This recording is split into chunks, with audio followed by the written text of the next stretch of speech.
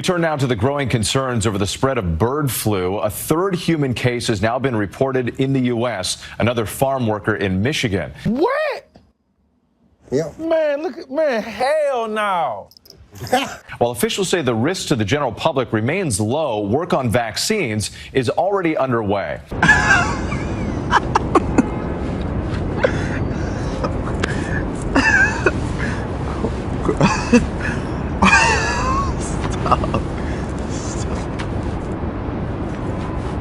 Tonight, scientists are ramping up vaccine testing to prevent bird flu transmission between cows and people, as the CDC confirms a third rare human case in the U.S.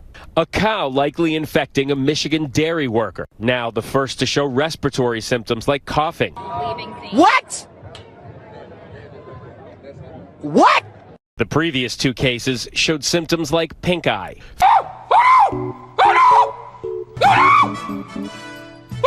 Grab the children! Federal health authorities investing millions to limit the spread among livestock. The USDA announcing an additional $800 million in emergency aid for testing, virus surveillance.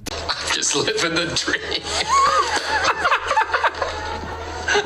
That's unbelievable. Developing bird flu vaccine for livestock and food safety studies. You sure about that? You sure about that? You sure about that?